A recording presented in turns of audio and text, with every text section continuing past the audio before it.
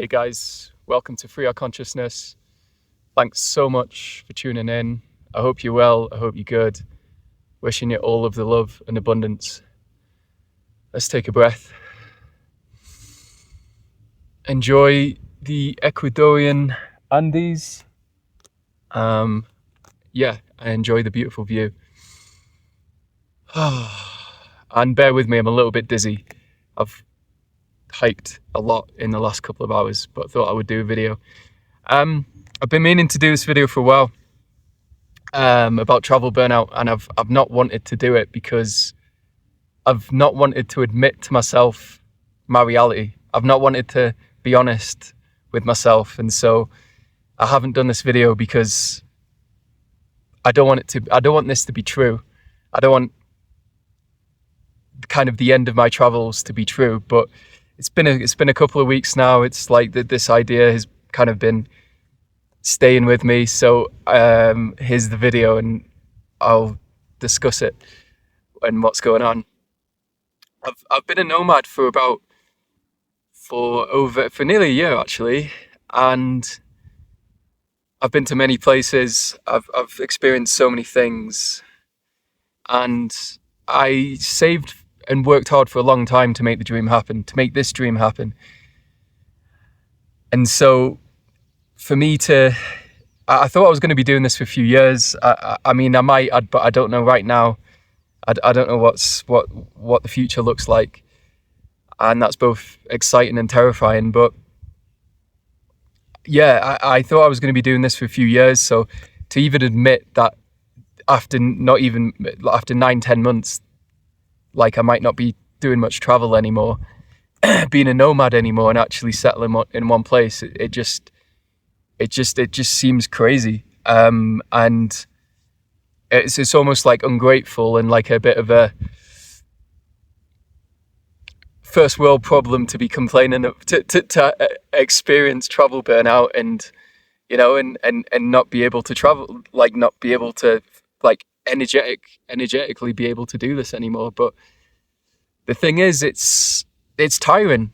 It's actually tiring. It's going to new places all the time, meeting new people, making short connections with people, and then that's the end of the connection after a few days or a week or however long it is. It's not the end of the connection, but you can stay in touch through digital communication. But you know, it's a challenge, and I prefer face to face. So it's actually can be tiring. It can be. I didn't realize this, but you can actually burn out from going to too many places, meeting too many people, and just not having a kind of stability of the same place and the same routine and the same people. And a lot has got to be said for that. And whenever I settle in the next place, I'm going to have a lot of appreciation for the day to day of, I'm doing the same thing every day. So what? That's good. There's actually beauty and freedom in that. I've been saying that we have too many, like nomads have too much choice.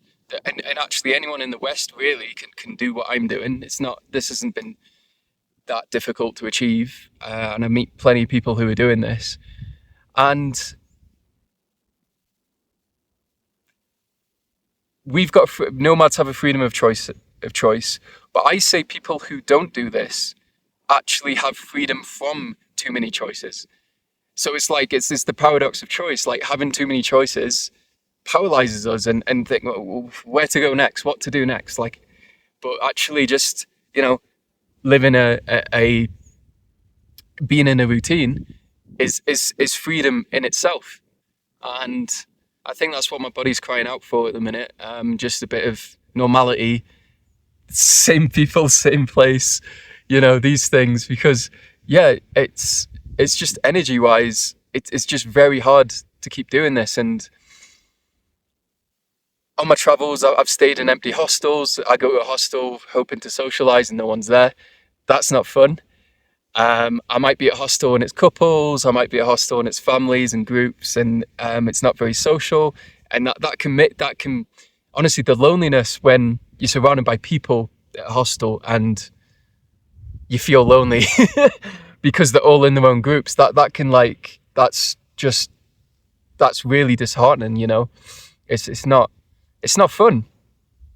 And yeah, and honestly, the boredom as well. Sometimes the boredom can be a lot to bear. And so, if anyone's watching this, you know, I don't know what dream we've been sold. I don't know what dream I've been sold. With this travel dream, that it's going to be amazing all the time, and this is going to be peak experiences all the time, and you're not going to have any down days, and you're not going to be sad. There's, you know, nothing bad will happen. That's your, you know, you're not going to have any. You're only going to have pleasure. You're not going to have any pain. But there's been just as much pain in travel as there are in like a everyday routine, and I would say, pick your suffering. There's suffering in this. And I know it's fucking beautiful. I'll give you that. It is beautiful. But I'm actually in a quite quiet hostel right now and not really connecting with anyone. So it's just me, right? And so we have to deal with that loneliness, and the loneliness can be very tough to deal with, you know. And that's the suffering I've chosen. And whoever's watching this, whatever life you've chosen, everything is a choice. You know, that's the suffering you've chosen, and it's beautiful. And whatever the suffering is, it's wonderful, and because we can choose it. And there's going to be challenges in life no matter what. And I actually think it's good to have challenges, because it means we're growing. It means our soul is growing and developing in this world. And without a challenge, I think life's quite boring, to be honest. So yeah. Anyway, I've kind of gone off on a tangent about talking about travel burnout, and then going into more deeper issues of suffering and life's challenges. But yeah, we're going to suffer no matter what we choose, and we're going to have challenges no matter what life we choose. And if anyone's dreaming of this life, being a nomad, just, it's wonderful, but there's downsides to it as well. But it's certainly something worth doing at least once in your life. Because, you know, we probably only live once, right?